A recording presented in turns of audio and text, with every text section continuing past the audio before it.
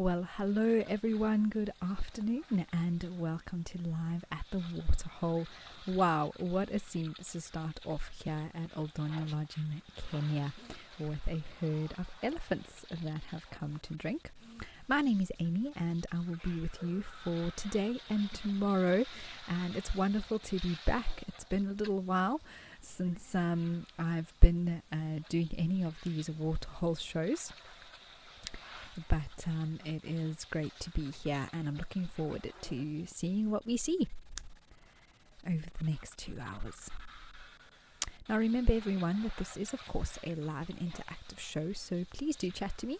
Let me know who you are, where you're watching from, anything I've missed over the last few weeks, something special maybe that's happened here at the Waterhole cameras. Otherwise, anything you want to know along the way, you can ask via the Wild Earth website or the app. You can also join the conversation on X using the hashtag Wild Earth. You can also chat to us in the YouTube chat stream if that's more convenient for you. Otherwise, you can now send us a WhatsApp. Just add the number shown to you on screen, and you can then send through your comments and questions through your mobile device.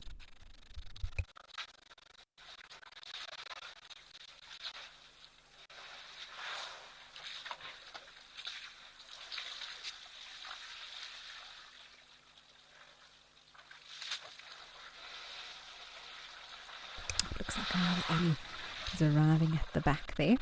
I don't know when last Mr. 1 Ton, quite a famous tusker here that we see, I wouldn't say too often, but every now and again he does make an appearance when he's in the area.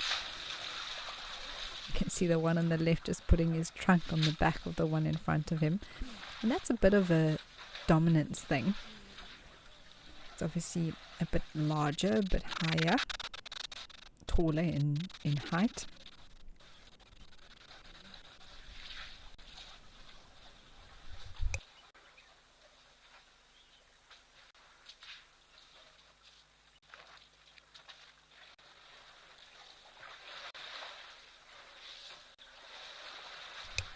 If I had a place to rest my head like that, I would probably also use it.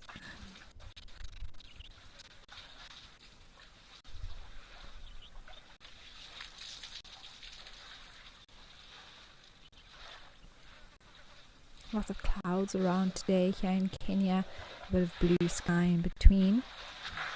Hudson, hello! We are so happy to have you here with us as well. And I could sit and watch elephants all day.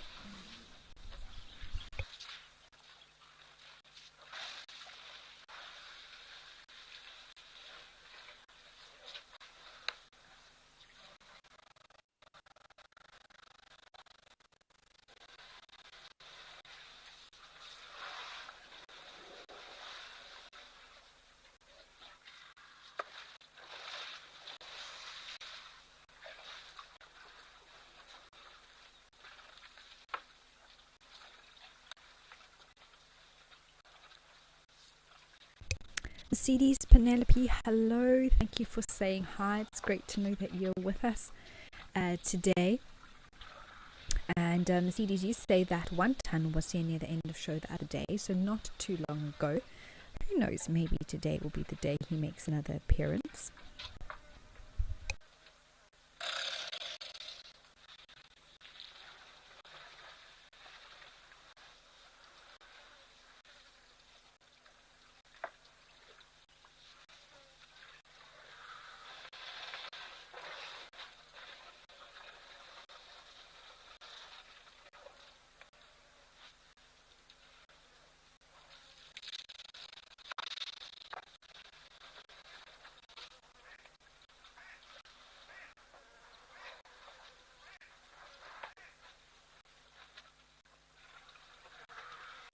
Catherine, hello. Yes, it's good to be back. I've been quite busy all over the place, including taking private safaris and finishing off my stint at Sandringham a few weeks ago. Now I'm on a little bit of a break, but filling in the gap for today and tomorrow. And lovely to be looking at the bush and the sea at the same time.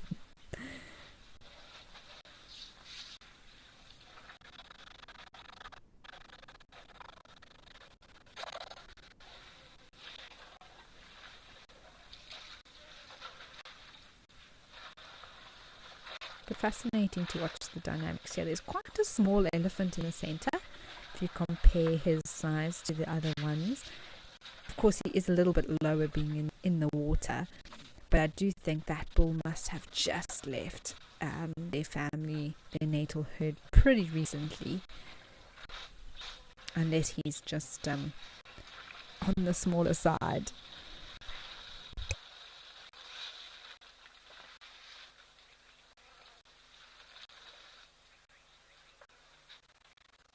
Tennis, yes, I'm at the coast. It is a place called Morgan Bay, that is in the Eastern Cape of South Africa, quite close to my hometown of East London, and we're visiting some family this side, so that's where I am at the moment. Definitely been doing some birding. Tennis, I know that you're always interested in that. We saw some crowned hornbills this morning, some green wood hoopers. They're here as well, not just in the bush. Flew over our accommodation today. Saw some white fronted plovers on the beach.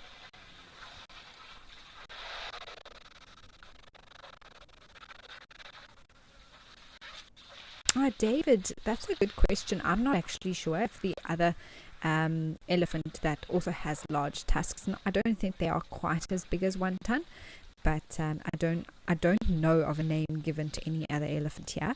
But if anyone does know the names of any other individuals, please do send those through.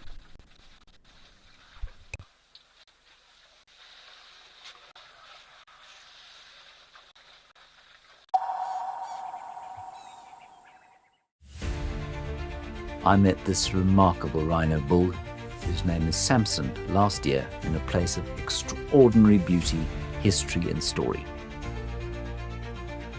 I'm going back there to see him in October, and I think you should come with me to his mysterious mountain fastness.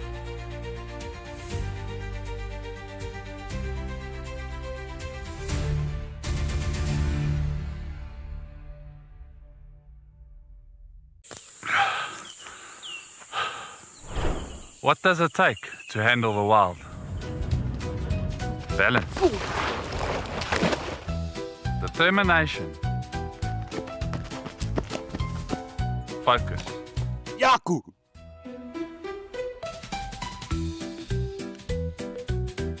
And gear that can take a beating so you don't have to.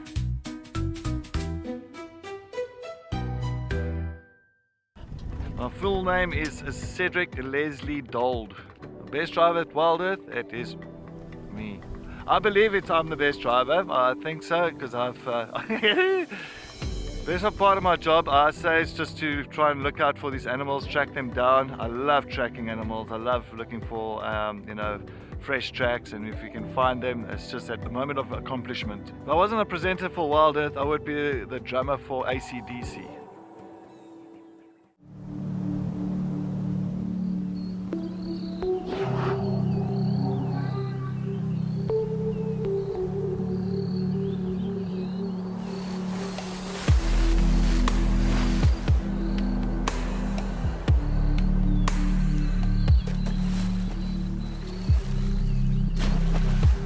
Hyenas love bathing.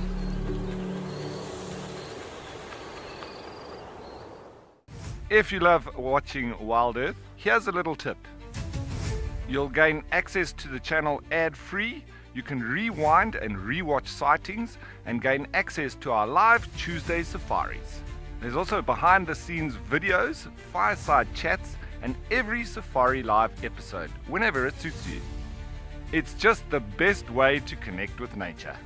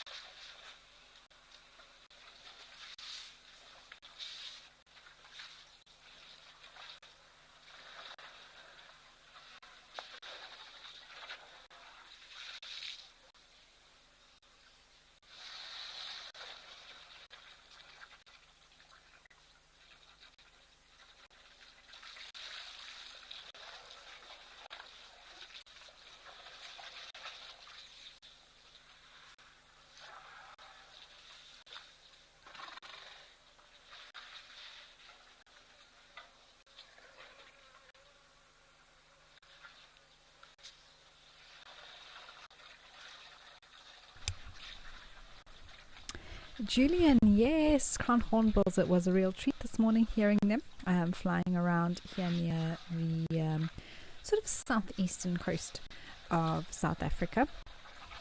Of course, up here in Kenya, there's some different species of hornbills, but we do see the southern ground. We've seen them here at Old Donyo before, which is always a treat when they do pop out.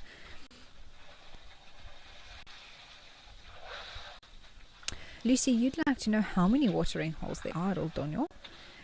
We always see the same one. We do indeed. Lucy, I don't know for sure, but I have a feeling that this is the only water hole that is at this lodge, because that is where the animals are attracted to and where they've put the camera.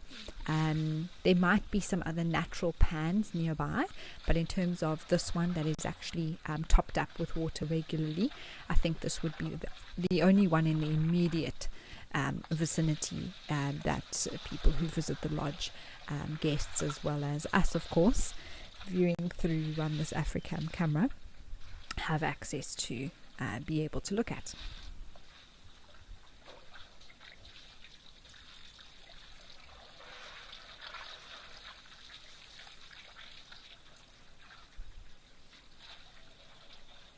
Sandy, you're saying good morning from Tennessee in the United States. Lovely to have you with us. Joanne, yes, happy Friday to those of you who are heading into a weekend. That's great. Lucas, yes, I am back. You want to know if I control the feed and decide which camera you want to go to, or do you have a team that helps you? There's most certainly a team, Lucas. It is not a one-man show by any means. I've got Jordan, who's directing. She is in Johannesburg at the moment, and she lets me know what's going on at the different cameras, and sometimes I can choose which one we go to next. Sometimes there's a suggestion based on what's being shown. Otherwise, I get sort of told what's happening at each one, and then I decide where to go to. In terms of controlling the cameras, we have these wonderful people called Zoomies, volunteers who help control the cameras, but sometimes Jordan can also control them as well. So definitely a team effort, Lucas.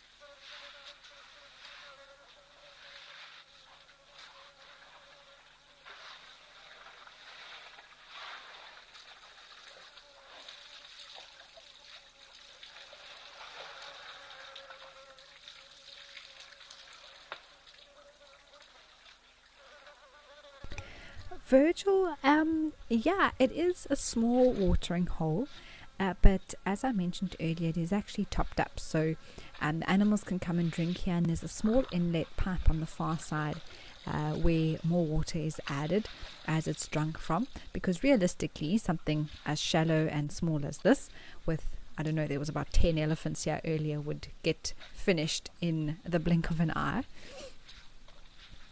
But they do supply more water so that they don't run out.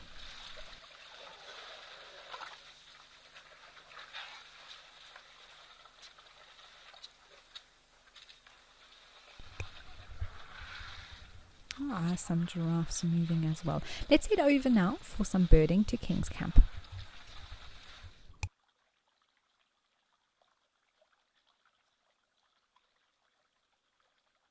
Oh wow, look at this. Julian, you were saying it would be so nice to have more birds for today's show. What a view. It might disappear very, very quickly when it drops down to do some hunting. But this is a pied kingfisher, everyone. Very distinctive shaped beak. That's part of the kingfisher family. You find kingfishers all over the world. But this pied one is one that we see regularly around waterholes. And do you see that it's got a double band on the chest? A secondary sort of necklace or stripe between the wings. So this means that it is a male kingfisher. The female doesn't have that second band, just the black sort of markings that meet in the middle there below the neck.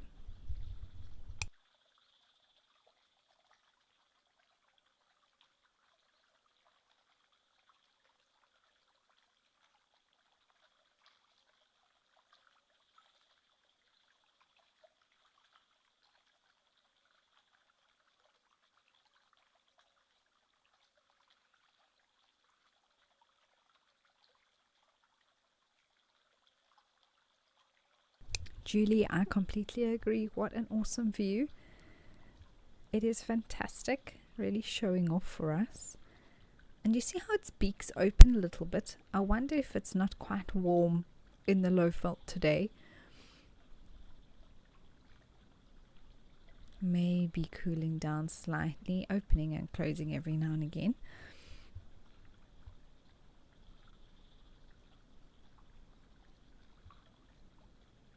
And it's amazing how it's concentrating all the time.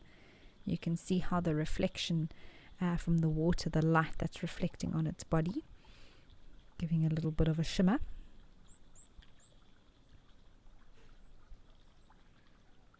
And it's looking, I'm sure, noticing any movement if there's an opportunity for it to hunt.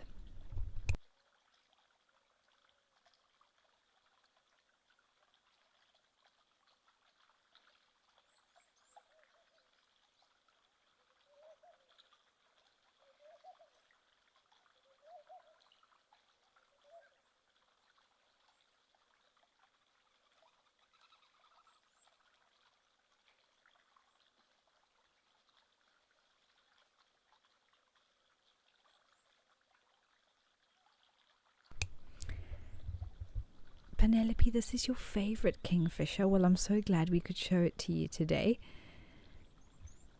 It's got a feather that's out of line there, and I so badly want it to just preen it back into line with the rest on its wing.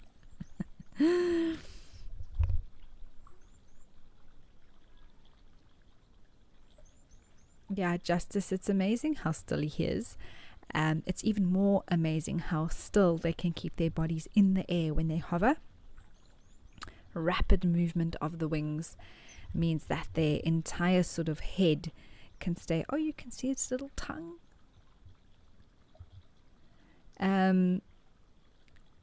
Means that as they hover and those wing beats, I don't even know off the top of my head how fast it is, but it's something ridiculous, how many wing beats per second.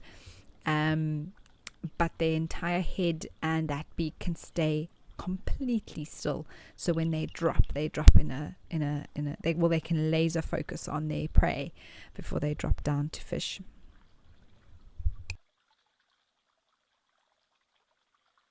Speaking of kingfisher, I've just remembered we saw a giant kingfisher here at the coast yesterday where I am, fly along from the lagoon.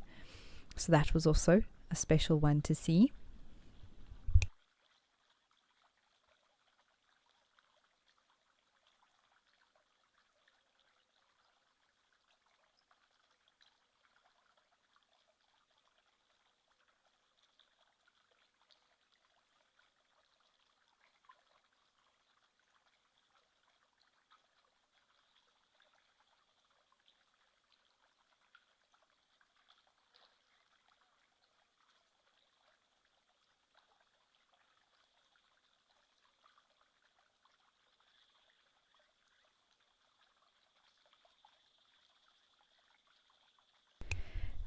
Tennis, you'd like to know how far I am from the 600 mark. So I'm exactly on 550 birds.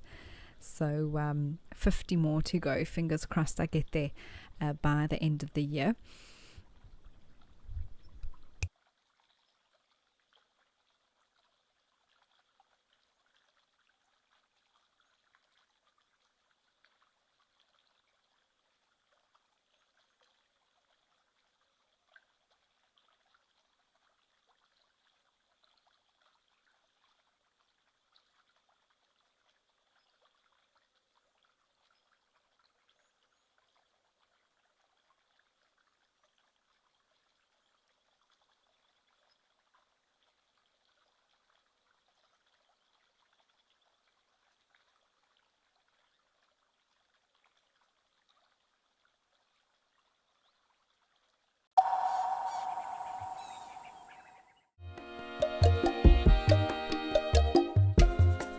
My name is Amy, and today we're going to be doing things a little bit differently.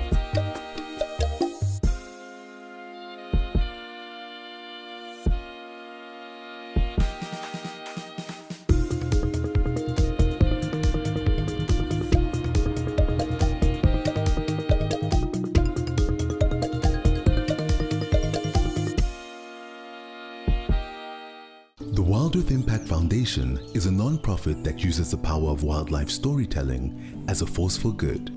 We create sustainable development projects that showcase conservation stories, empower people, and inspire environmental action. As a registered South African PBO, you can make a tax-deductible donation to the Wild Earth Impact Foundation. To find out more, visit our website.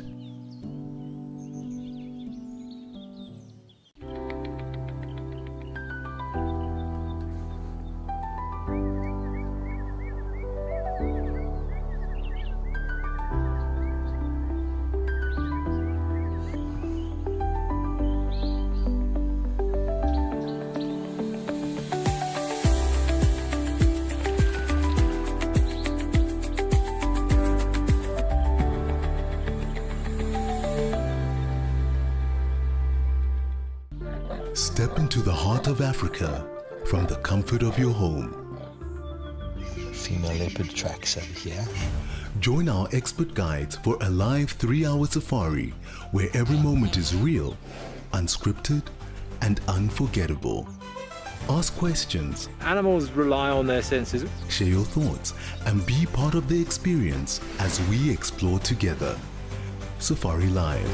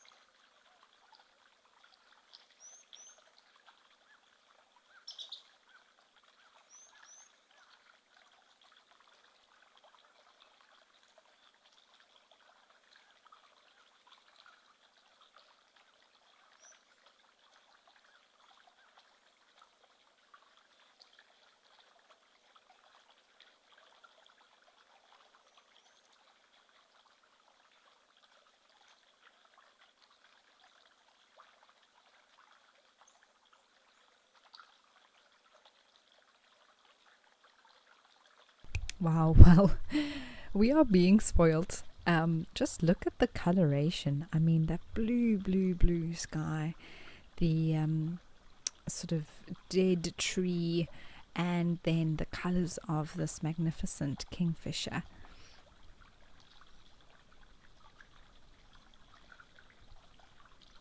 Yeah, Penelope, his markings on the wing are so beautiful with the black and white. It almost looks like scales that are black scales that are outlined with white. Martina, it is a beautiful bird, and it's got this little crest you can see on top of the head there. It could quite possibly be a painting.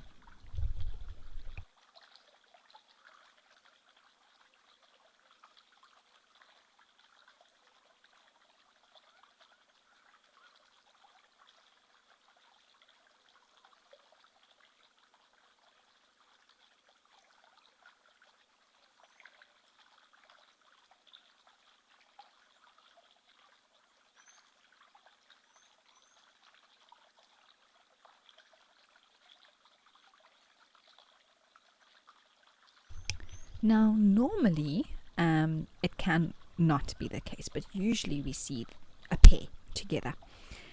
Sometimes, well, most of the time, male and female. So it's likely that somewhere nearby there could be a female pied kingfisher. I've also seen 3 or 4 together, sometimes 1 female and 3 males, all sort of hanging around her. And they can also chase off others, territorial over their little patch of water.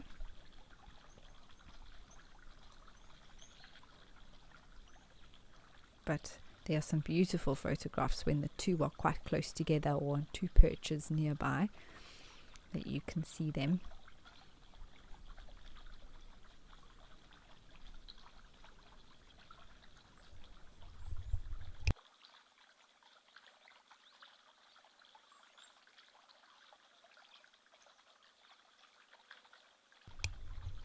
Must be a little bit of a breeze. You can see how his feathers are moving in the wind a little bit. Oh, Sandy, when it comes to what binoculars does one need for birds, it really is down to personal preference, but I would recommend 10 by 42s or 8 by 42s. Something, you could go with something a lot smaller than that, but it gets a little bit tricky, especially when you do want to look at something that's a little bit further away and you also want to see the detail. 10 referring to the magnification, I believe, and the 42 is sort of the field of view that one can see. And so if you go like a 10 by 50, I think is the next one, you've got a much longer, they're a little bit heavier and longer binoculars. So your 10 by 42s is a good sort of medium sized binocular. And in terms of brand, there's lots of different options. Of course, Pro It Up being a great sort of in between, not the very, very basic, but not sort of the most expensive that you can get. I used Vortex for a long time. Those are a little bit heavier though, but also excellent vision through those. And then Nikon also makes a very nice lightweight 10 by 42 option. But I would say that if you are wanting to starting to take note of birds, no matter where you are, binoculars are an essential part of that.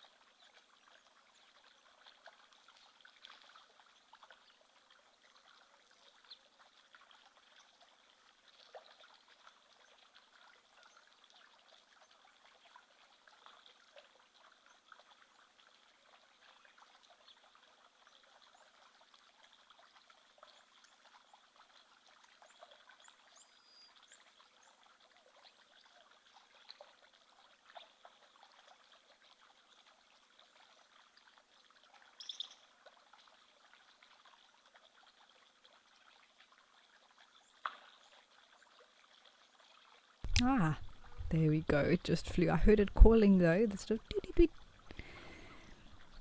as it flew away. Viv, you want to know if the distribution of giant and striped is the same. So yes, there is overlap, but the habitats within their distribution is completely different.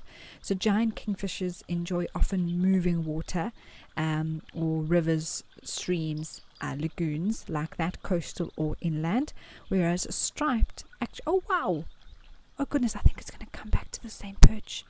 I wonder if it caught a fish. I think it's back on the dead tree. Let's have a look. Oh wow, that was exciting.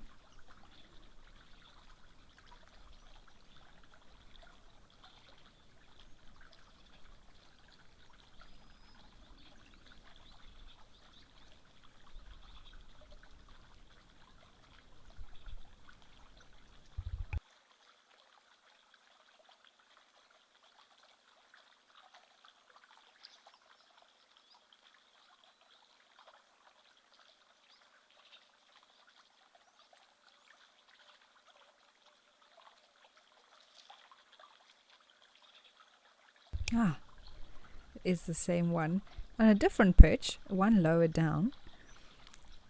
But it's amazing how quick that takes place. You can see it's got a few water droplets on it. How cool is that?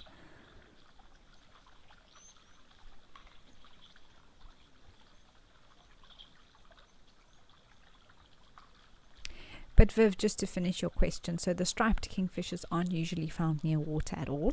They're more insect eaters that are sort of in the woodlands or bushy areas with a bit of open space in between.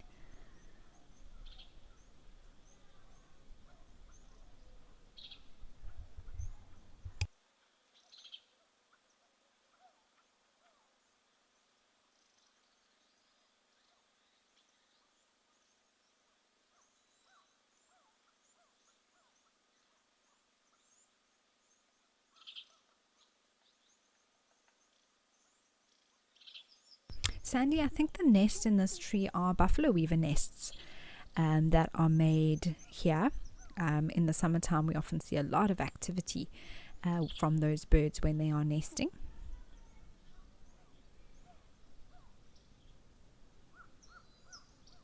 But look at its little feet, how it's perched here on the tip of this branch. Very secure, of course. But you almost wish it would sit on somewhere that looks a little bit more comfortable for it.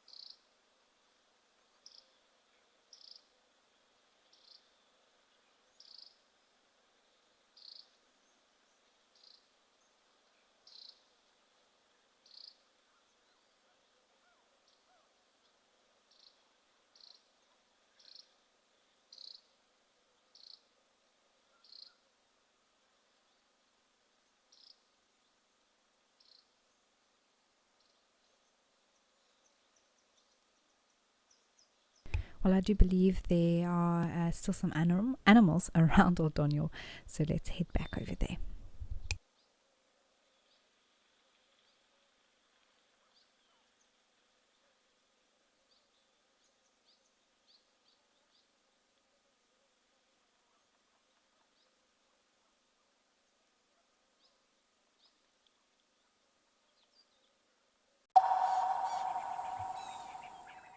Join me, Andrew Wistenholm, for an indescribable 6-night stay in the beautiful Albany of the Eastern Cape at Amakhala Game Reserve. Now, this trip is going to be action-packed with a lot of storytelling, adventure, as well as the opportunity to make everlasting memories. We'll be exploring the best of Amakhala by staying at 2 luxury lodges, which will be the perfect blend of comfort as well as wilderness. Book your spot today and let's get ready to explore the wild beauty of Amakhala.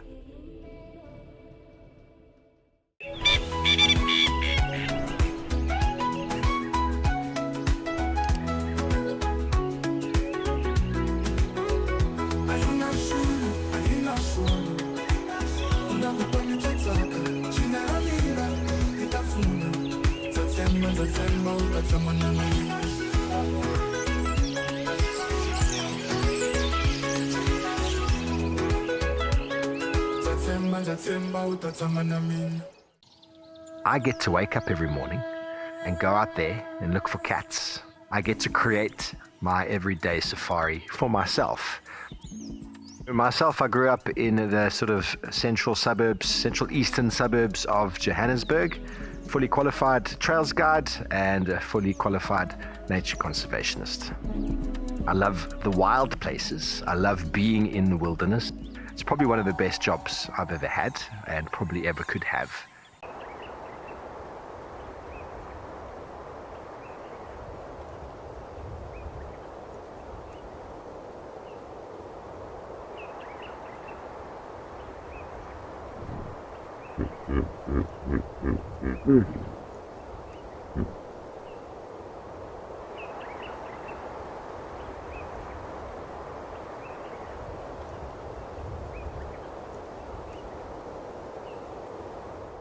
Out here, every moment counts.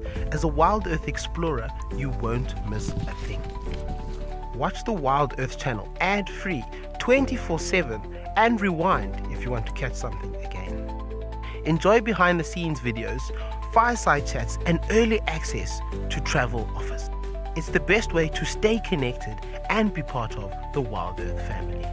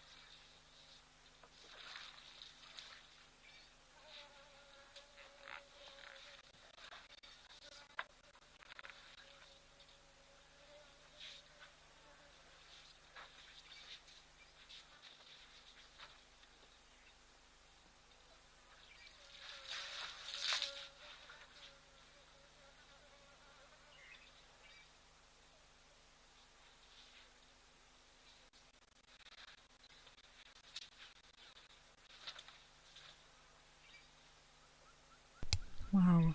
Well, it's lovely to be back here at Aldonia. The sun's coming out a little bit, and there were some zebras that were moving. I think they were hoping that there would be a gap here at the waterhole, but occasionally we do actually see them come right in front of where these elephants are, for those who are brave enough.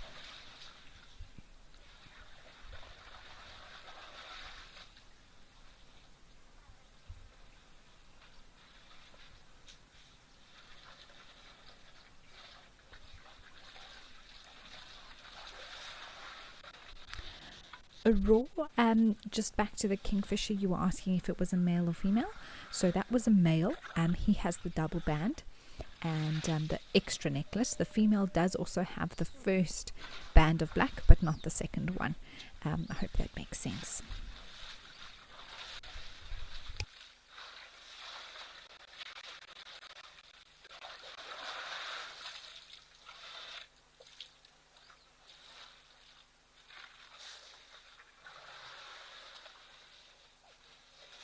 There's a sneaky zebra.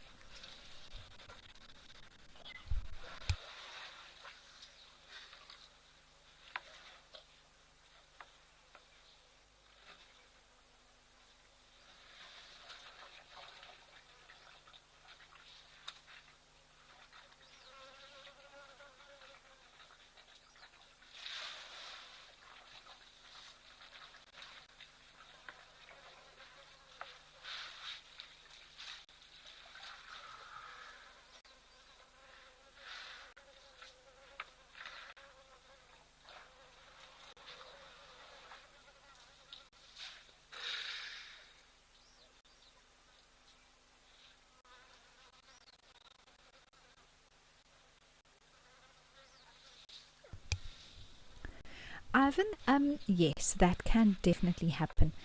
For pans that are not filled by the lodgers or owners of properties, the quality of water holes can decrease dramatically, because you've got a much higher concentration of bacteria, of things like nitrogen, and the actual levels of oxygen and things like that can be very, very low.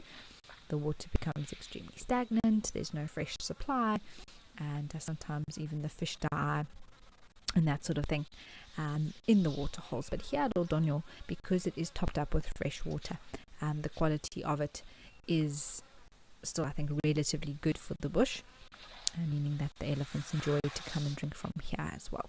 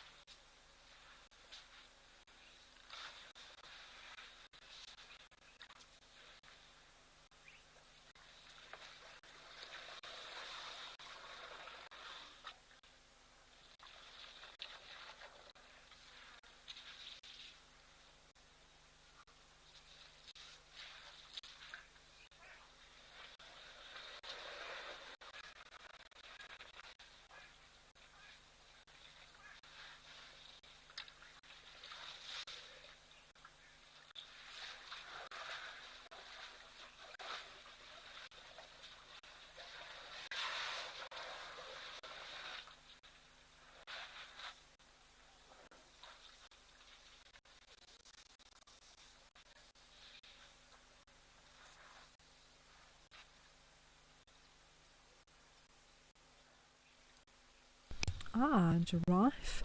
There have been a few different animals that are moving around, and I think they're hovering would be the word I would use, circulating around the area, waiting for a gap to come to the water hole. But these elephants have basically taken up residence here at the moment.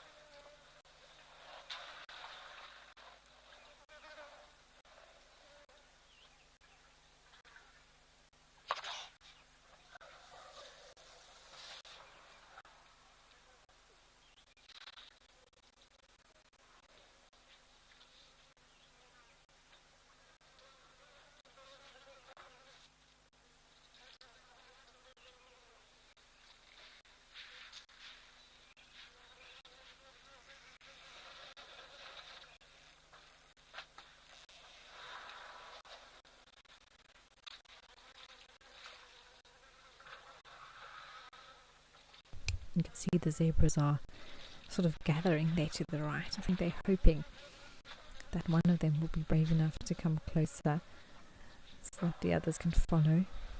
I've seen it happen every now and again.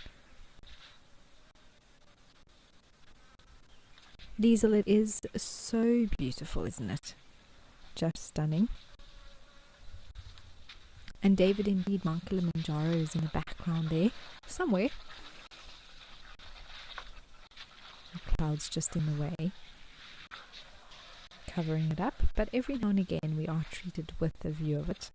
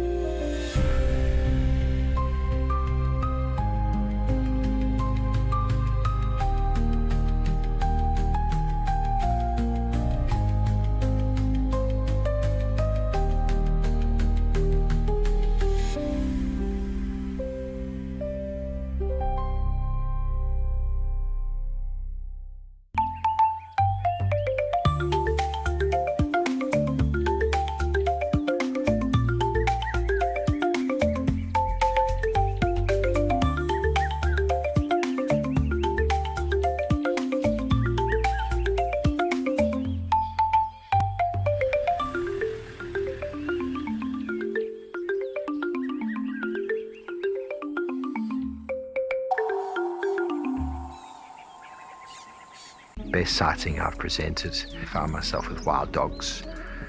We chased the dogs around, chased them around. They ate an impala, we got the end of that. Then another impala went into Gowrie Dam down the road there, and the wild dogs went around. Eventually the impala came close to the bank. One wild dog went and grabbed it and then just pulled it out and just did what wild dogs do. It was an emotional experience, but it was very, very special. Join our expert guides at dawn for a live, immersive safari as the bush comes to life. Found ourselves a chameleon, and look how he's changed color. Every sunrise brings new discoveries. Pound for pound, a leopard is one of the strongest cats around. Ask questions, share your thoughts, and connect with nature live and in real time. Great excitement, great happiness. Start your day with adventure.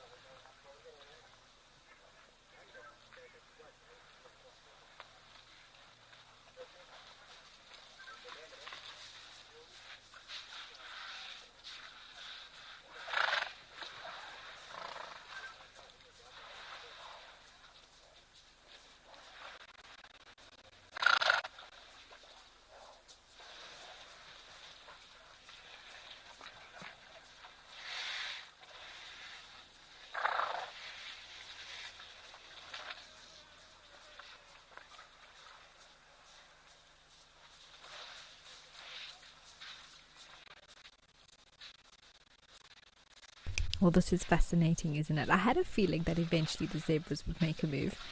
But you can see that the elephants haven't really bullied them at all, but there's definitely been a little bit of a not stand off, but hey, we're here as well, don't get too close. Look at the one on the left, just the head movement like that.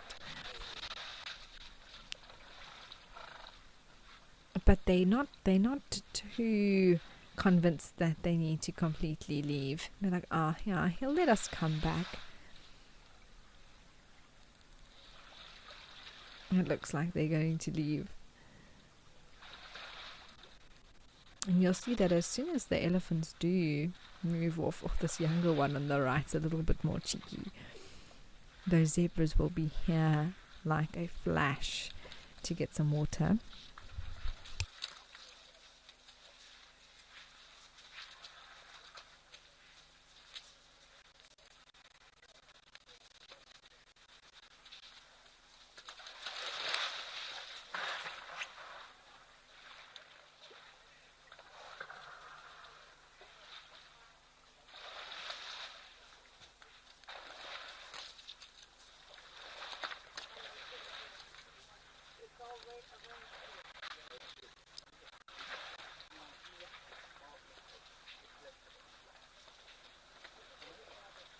Sandy, I'm not sure what that sound that you're referring to was. Probably from the zebras. You can see how more and more and more of them are coming quickly. And it's interesting, what the dynamic is at play between the elephants and the zebras. But also the elephants are more comfortable with them there. You might get one turning their head and giving them a bit of a shake. They are cautious. You can see that by their behavior. And every animal still has their sort of personal bubble that they would, be uncomfortable with another animal entering.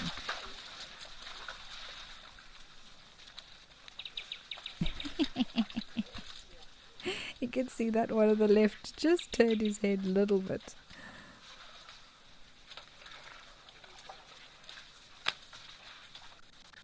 But I think the elephants have also felt, these zebras are being very persistent. There's no point chasing them off. They keep coming back again.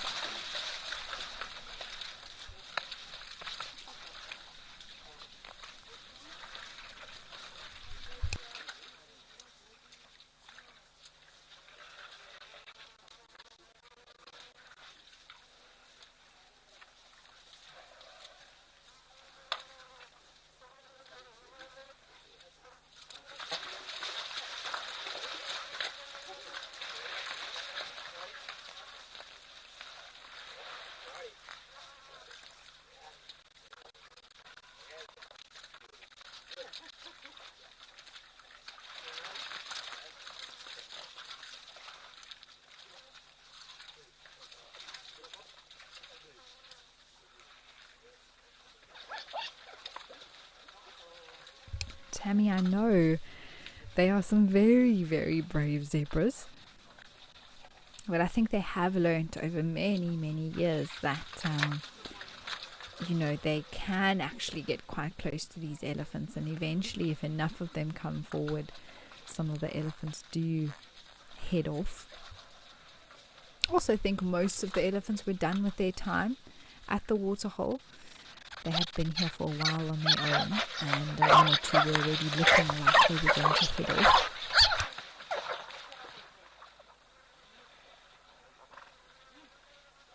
Oh, yes. If that was the sound you were talking about, that's definitely from the zebras. It actually looked like two got upset with each other there. One was trying to bite the other one.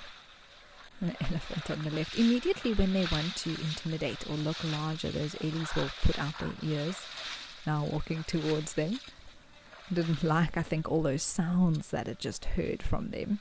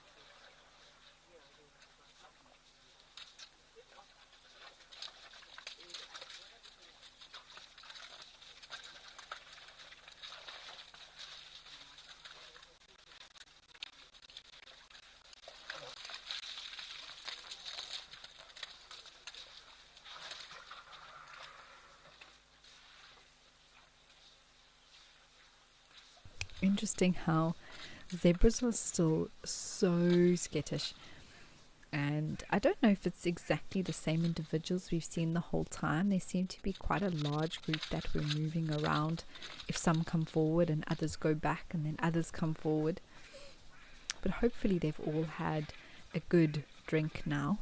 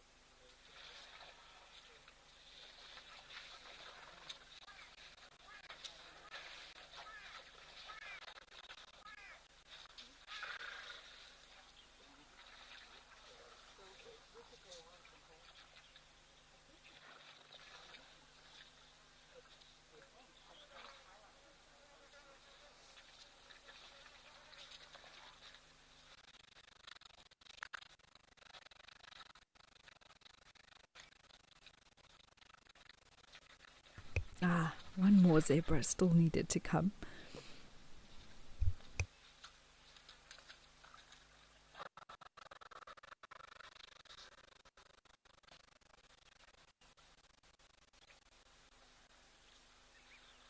Alright, well, this has been fantastic sighting here at Oldonyo. Let's head over to Tau.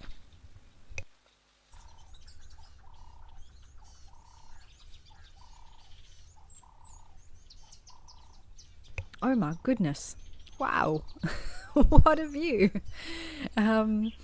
We have been spoiled with many crocs here recently at Tau. And this is quite the view we have of this one here, opening up its mouth and letting us look into that very deadly pair of jaws.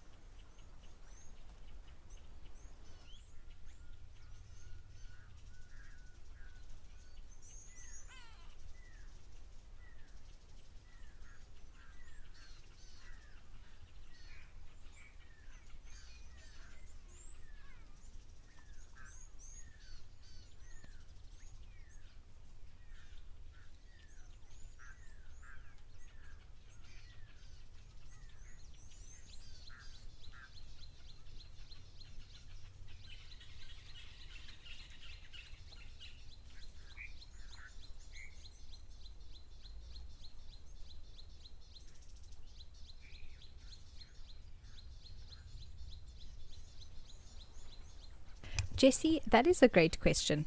Why does it have that mouth open? And it's all to do with body heat, really. And what crocodiles love to do, especially in the winter, is lie out in the sun. Because they are reptiles, they need all the energy to warm up their blood and be able to move around and that sort of thing from the environment.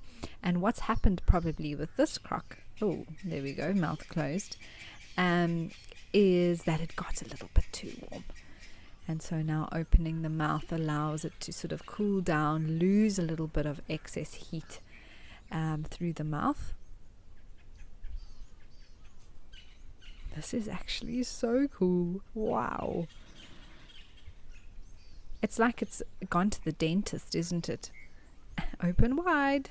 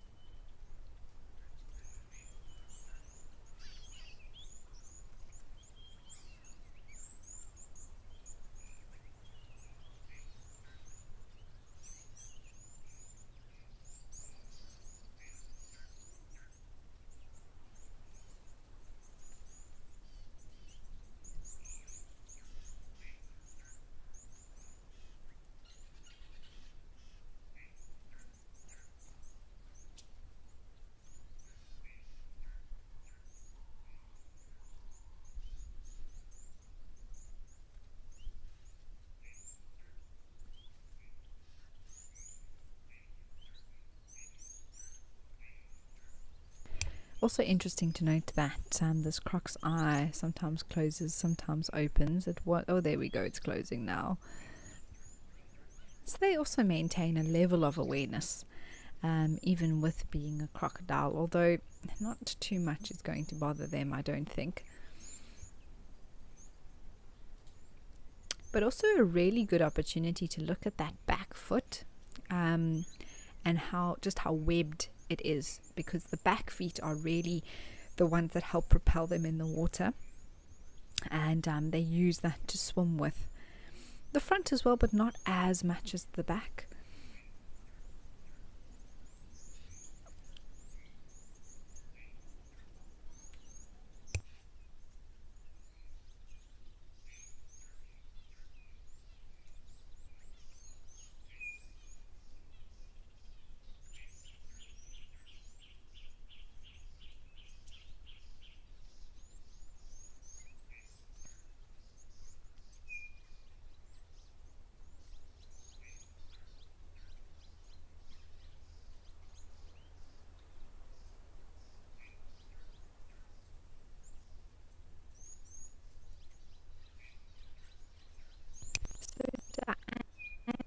Generally for crocs it does vary, but it's somewhere between 60 to like 75 teeth or so, which is a lot of teeth, but they regrow, so they can lose. So at any one time they might have a few more, a few less.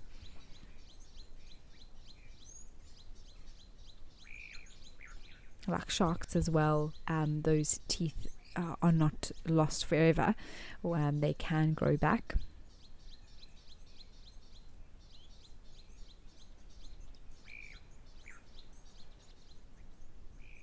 Obviously, the bigger the jaw, the bigger the croc. They tend to sometimes have a few more teeth than some of the smaller ones.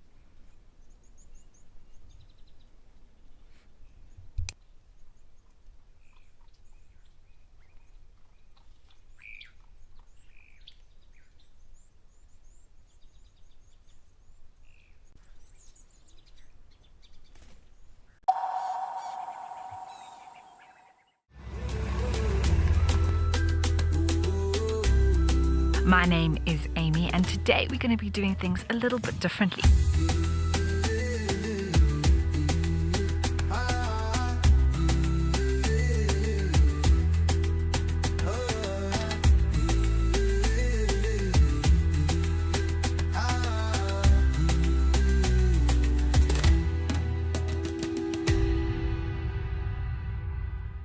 At Wild Earth, we believe every story has the power to create change.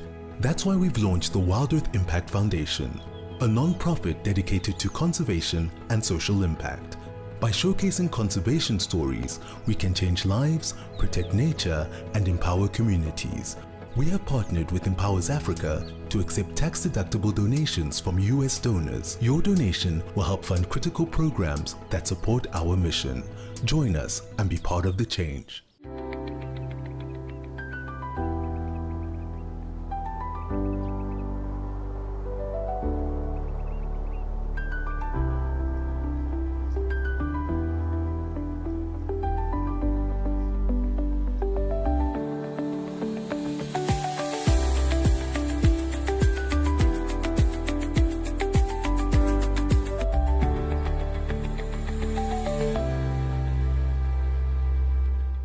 Join our expert guides at dawn for a live, immersive safari as the bush comes to life. Found ourselves a chameleon, and look how he's changed color. Every sunrise brings new discoveries. Pound for pound, a leopard is one of the strongest cats around. Ask questions, share your thoughts, and connect with nature live and in real time. Great excitement, great happiness. Start your day with adventure. Out here, every wild moment matters, and as a Wild Earth explorer, you won't miss a thing. Watch the Wild Earth channel, ad-free 24/7, where you can even rewind and watch something again. Get access to behind-the-scenes videos, fireside chats, and access to early travel offers. It is the best way to stay connected and be part of the Wild Earth family.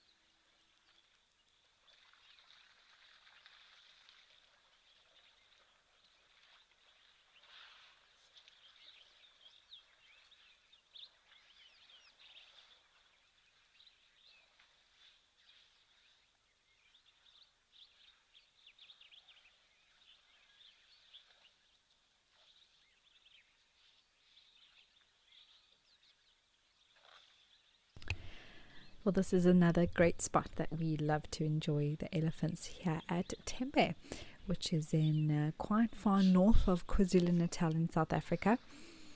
And another group of bulls that hang out here very regularly. That one's about to, I'm not sure, splash himself or have a drink. Definitely been at the water already with how wet the trunk is.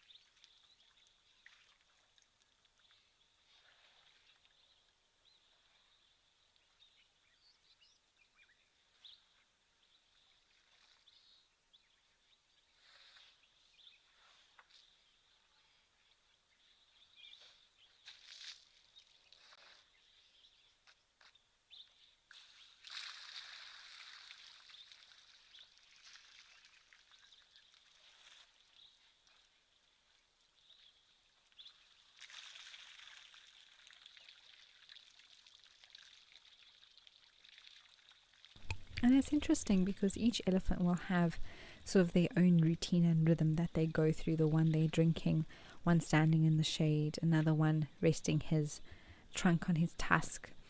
But it is often that this is the time of the day where they choose to rest, sort of slow down the brain a little bit, not think too much of what's going on around them. Woolly-necked stork there. We usually have about 2 or 3 of them around. Oh, there's the second one around here at Tembe.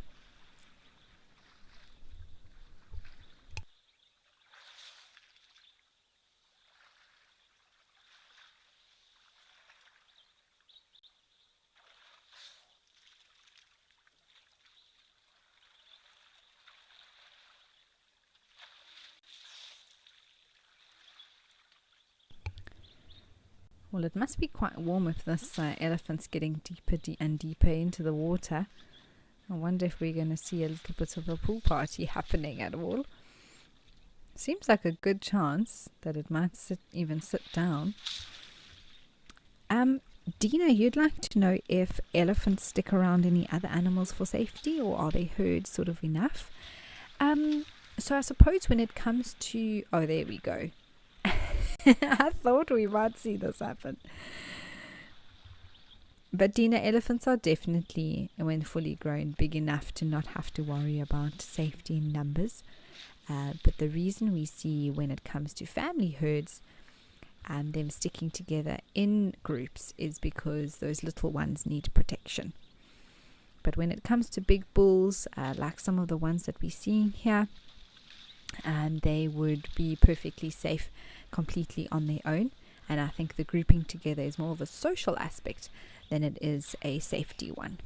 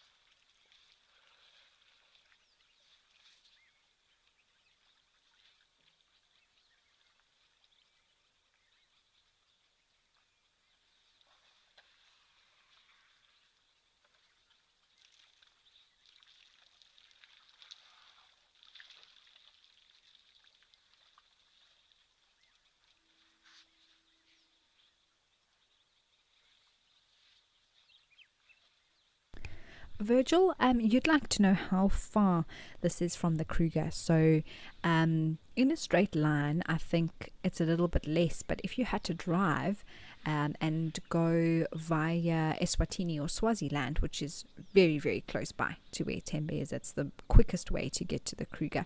It's 272 kilometers, I believe, which takes around 4 hours to drive.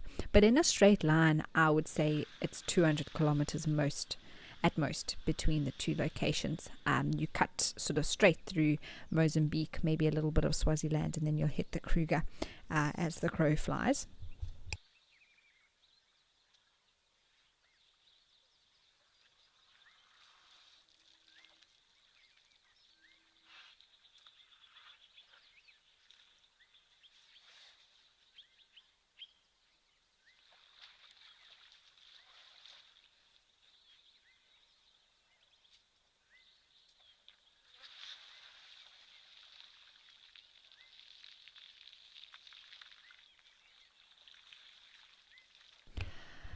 Well, it's lovely to see these ellies hanging out here at Tembe. We're going to head back up to Oldonyo.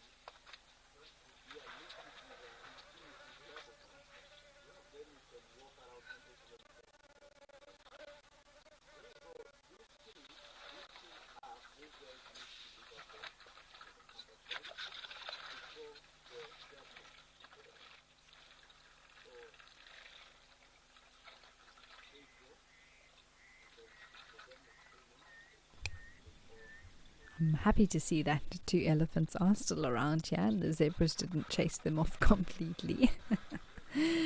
Although I don't think the zebras did any chasing whatsoever, but it seems like they did all get something to drink, which I'm very happy about.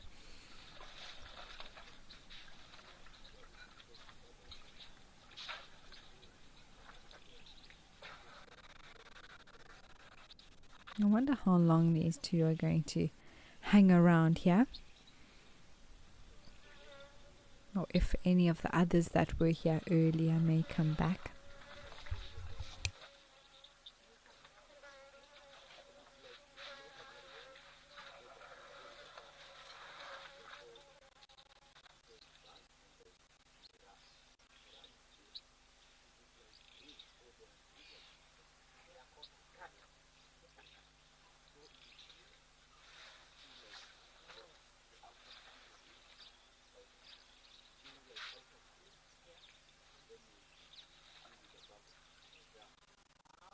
Some helmeted guinea fowls appearing there.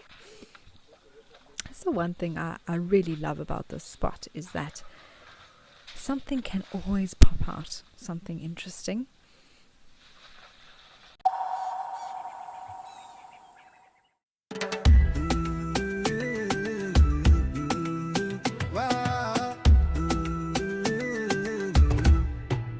Katika mwanga wa mwezi kivuli hutembea, mrembo mweusi anayepotea, macho yake ni taa, gizani huwaka, fuvu la msitu, malkia anayejificha.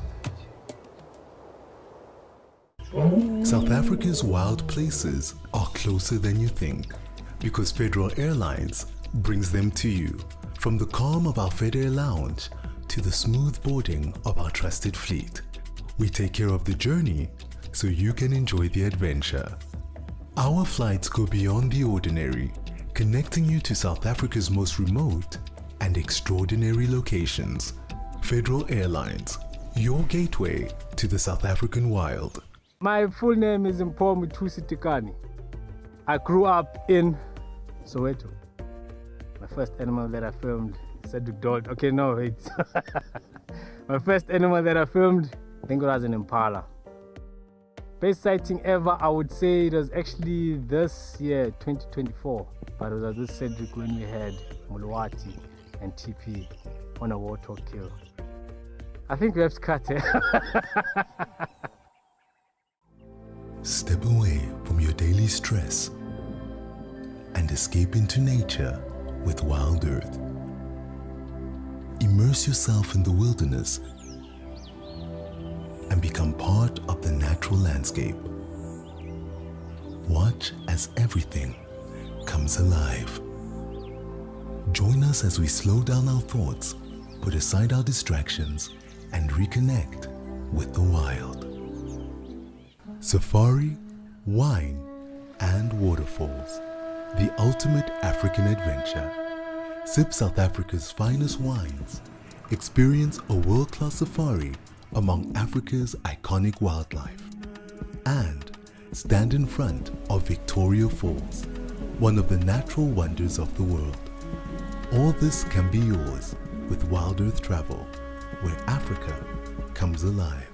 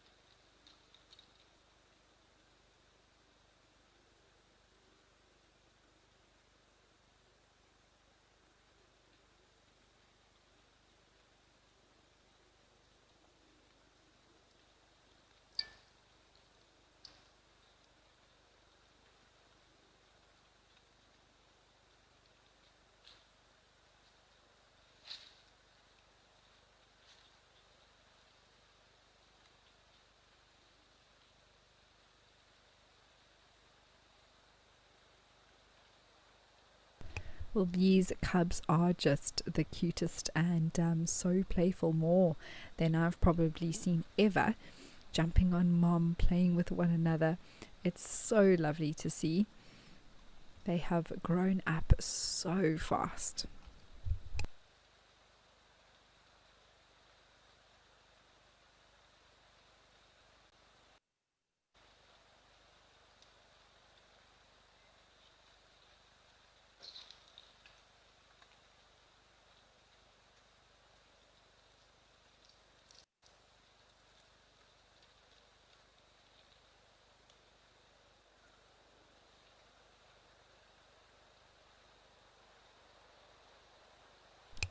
That one wanting to play with mom's tail.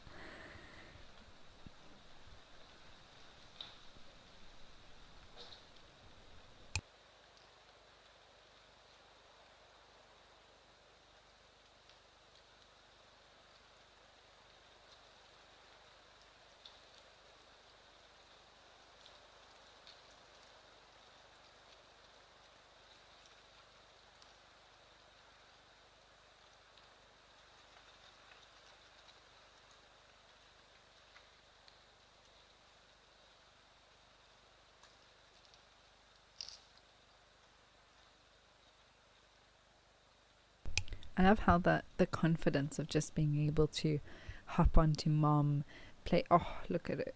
Look at that little one. Oh no, that is adorable. I mean, hopefully it's just the fur. It must be. Otherwise, mom would probably not be the happiest camper if the little ones were getting their sharp little teeth into her actual piece of her tail where the skin was. So probably just yanking at the fur for now.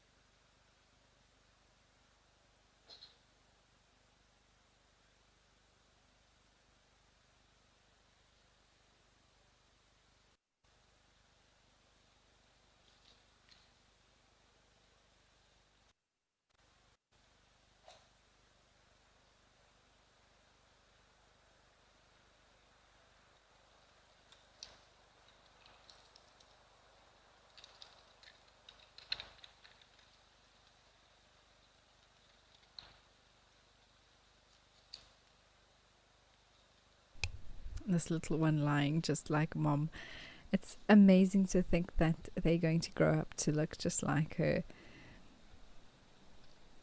Real little miniatures at the moment. I find that their eyes and the nose and the tear marks are very, very close together in comparison to adult cheetahs. I think that's what makes them so cute.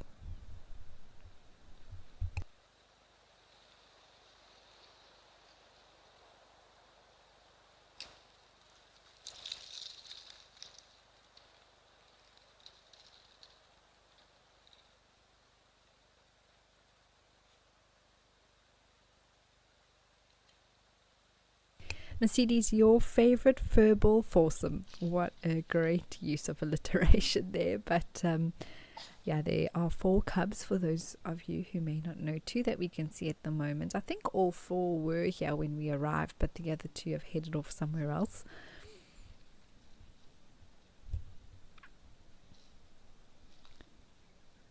Karen, you were asking earlier about if the cameras run 24/7. They do indeed. The feeds that we have, barring of course any technical difficulties or drops in signal and things like that, but otherwise they are running 24/7.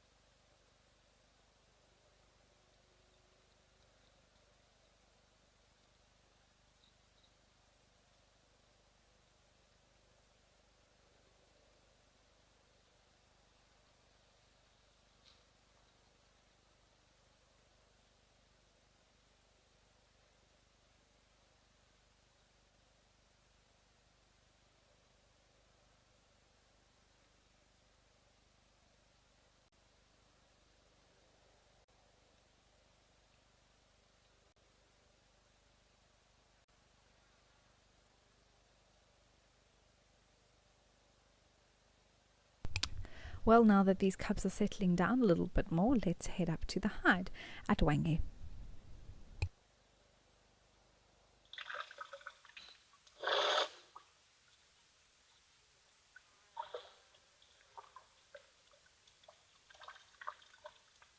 Oh, lovely, some more ellies.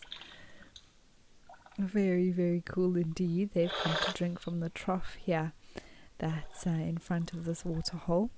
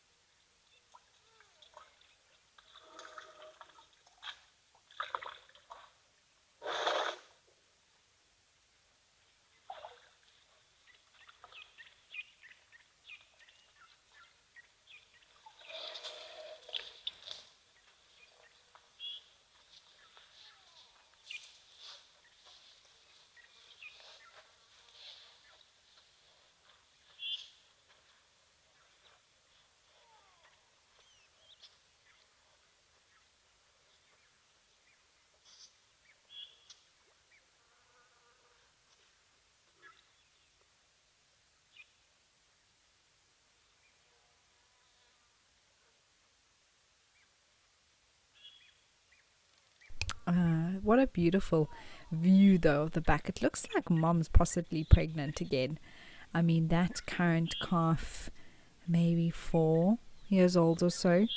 So I think she's definitely expecting another one, or maybe actually 3 only. I was just checking to see how much of the tusks of that little one was showing, but I'm sure there was another animal at the water. I don't know if that was a buffalo or an elephant. Had a glimpse there briefly, but I love watching elephants walk off. They have some very iconic bums.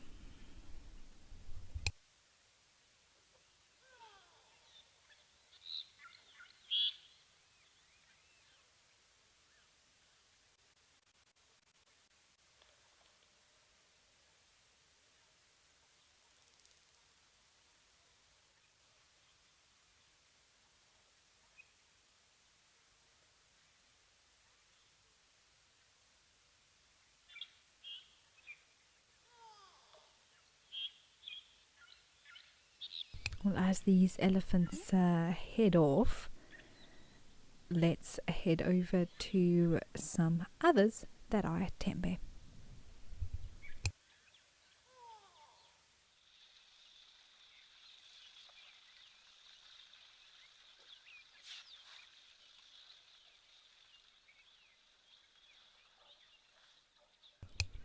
These boys are still here. Unfortunately, most of their mud spa locations have dried up, which I thought was coming very soon. They look so sad, like they were expecting there to be mud, and now they've arrived and it's all dried up.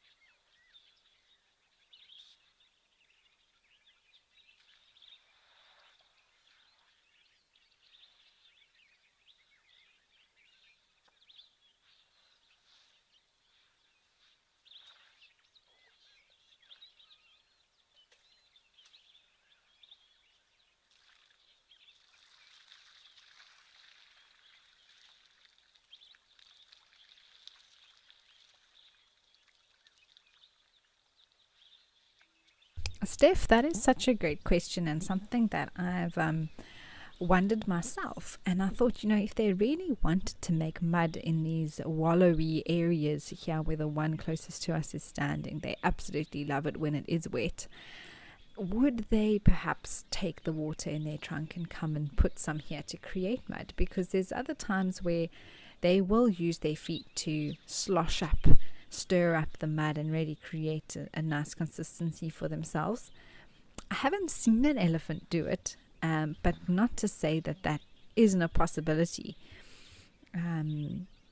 But I suppose they can achieve the same thing that they're looking to do in the main waterhole. They just prefer when there is water here, and so they just adapt quite easily to when it does dry out.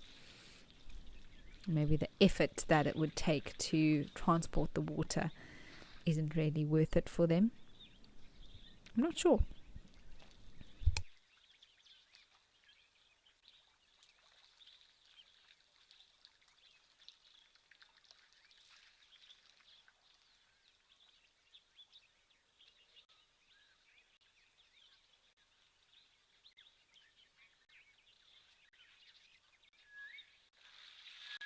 Sure, Alan. That is a difficult question to answer, because elephants, if we're talking even cows and bulls, I would say in terms of body size, maybe 35, 40 years old when they really reach that sort of the biggest that their bones and bodies are going to grow. I mean, because definitely by 20, even 30, they're not the biggest they're going to get. So it would have to be late on in their life where they sort of reach that maximum size that they're going to get. Sexual maturity, though, happens a lot younger, but in terms of the actual body size growing, I would say it's a lot later on in their life.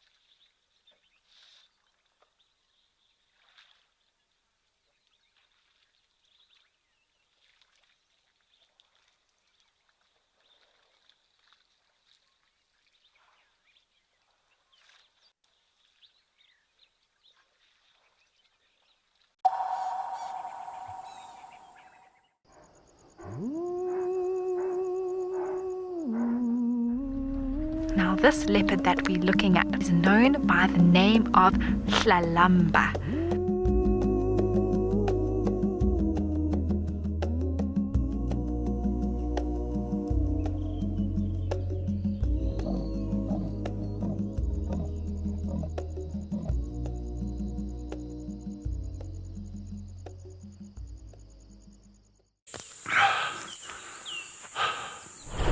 What does it take to handle the wild? Balance. Determination. Focus. Yaku!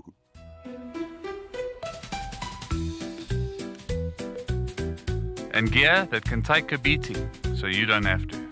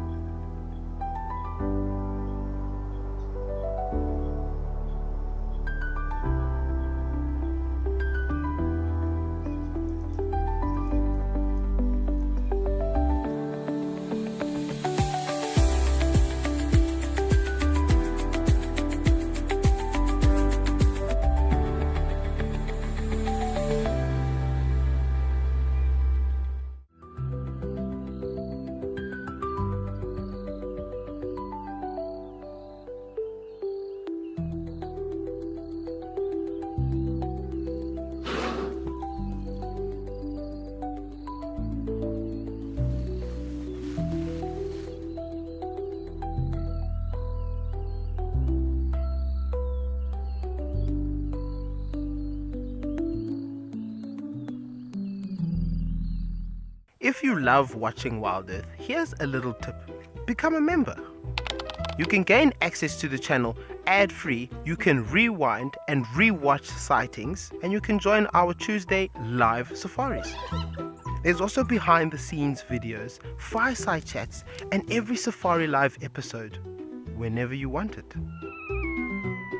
It's just a better way to stay connected to nature.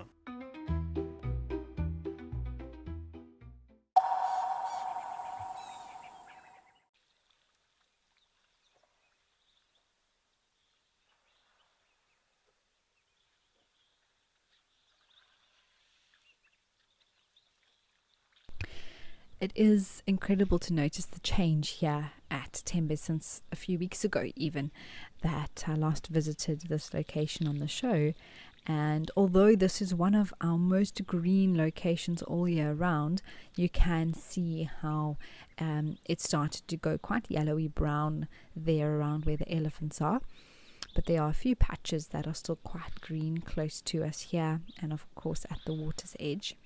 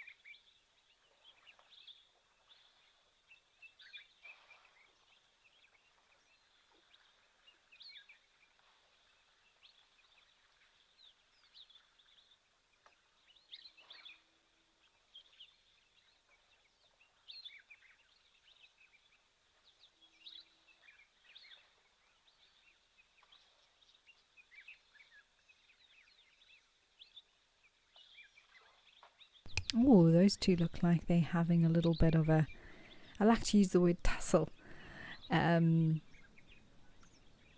Also, this boy seems to have two ear flaps on top where the cartilage has sort of folded over. Fascinating to see it sort of the same on one individual on both sides. But these young boys love to do this, sort of rest their trunks or heads on top of the other one's backs, or try and, oh, that one's holding its tail. And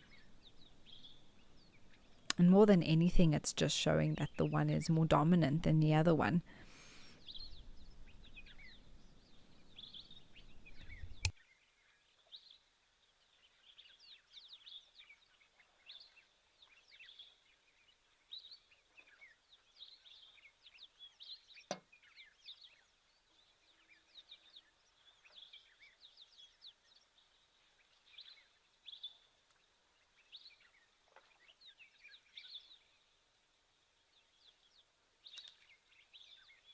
Okay, more elephants at Camelthorne. Let's head over there.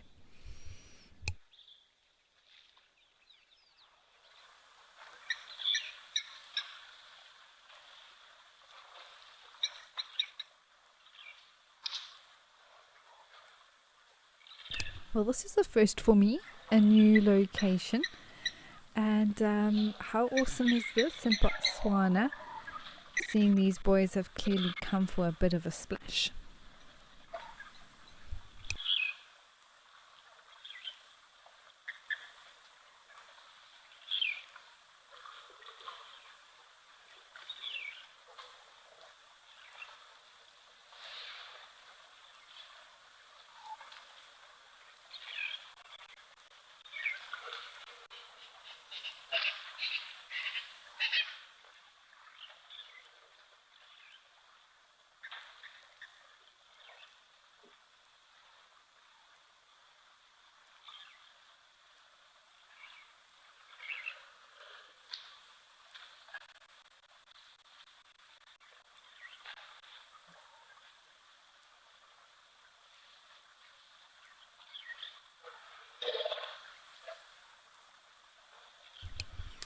Yeah, no, not that I'm aware of. I don't believe female elephants ever go through anything like menopause, where they lose the ability to fall pregnant and they can have calves well into what one would refer to as old age. And with males also, I don't believe that they become infertile at all either. Of course, there may be certain diseases or issues that the elephant might have genetically that could lead them to be infertile or not very successful in falling pregnant or being able to impregnate cows, but age isn't really a factor. Oh wow, look at that.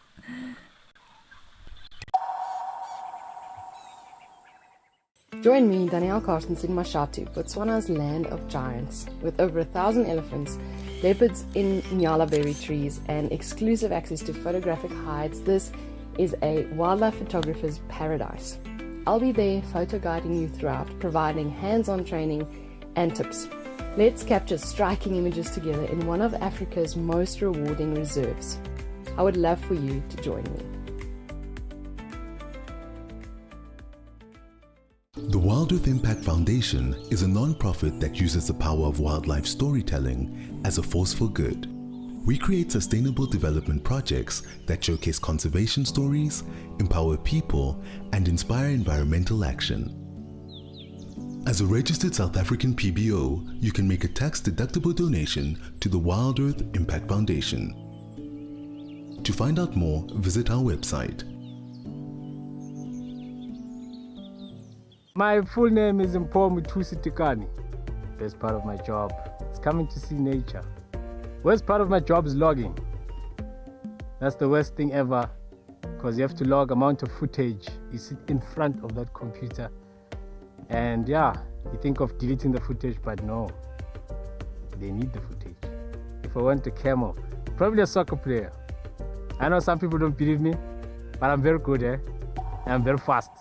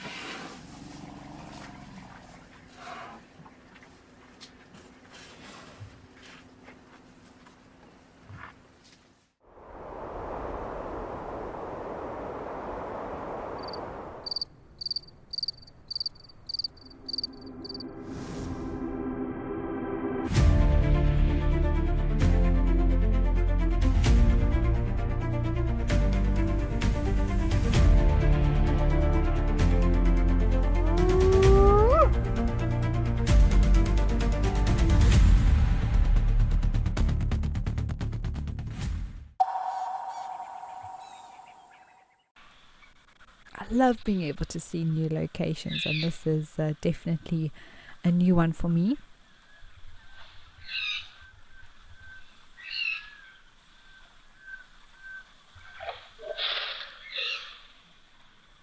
Irene, hello. It is wonderful to have you watching with us. You discovered our show 6 weeks ago and you are learning loads. You are 71 years old and you live in northwest England. Well, Irene, welcome to the Wild Earth family. We are so happy to have you on board with us, and I do hope that you will enjoy watching our shows and continue learning. Age is but a number when it comes to learning and discovering new things.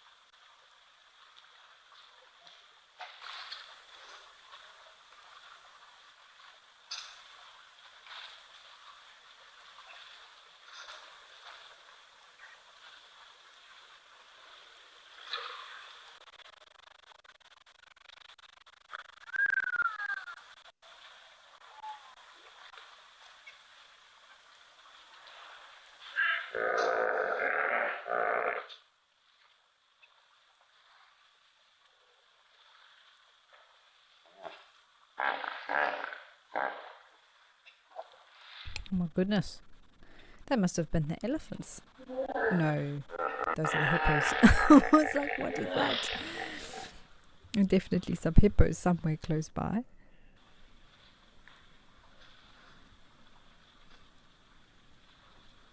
This boy's found a very muddy patch here, enjoying splashing about. And it's always interesting to watch the body basically change color completely as they do this.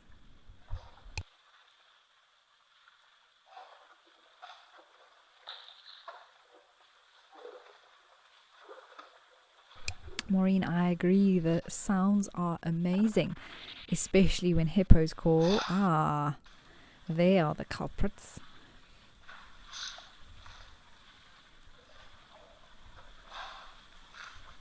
Sandy, it's a pleasure. I'm so glad I could answer your questions today.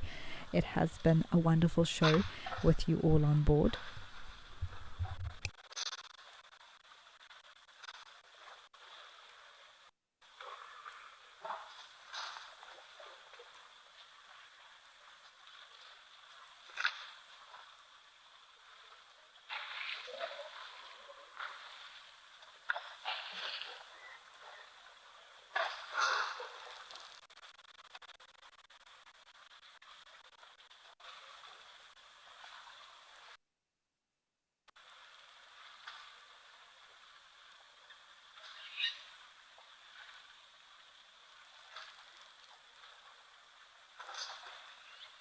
Well, it has been great to be back with you, and we are going to end off the show at Old Donyo.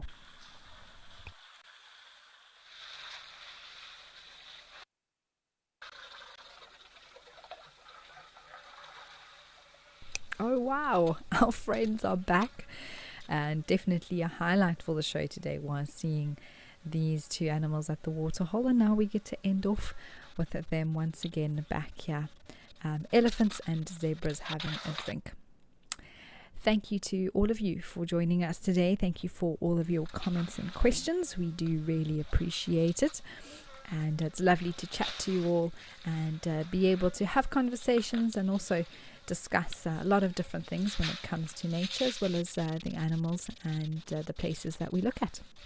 Remember, we will be back tomorrow, and I'll be back with you for another live at the waterhole. But from myself and the team, we wish you a pleasant day or evening ahead, depending where you are in the world. We'll see you soon. Goodbye for now.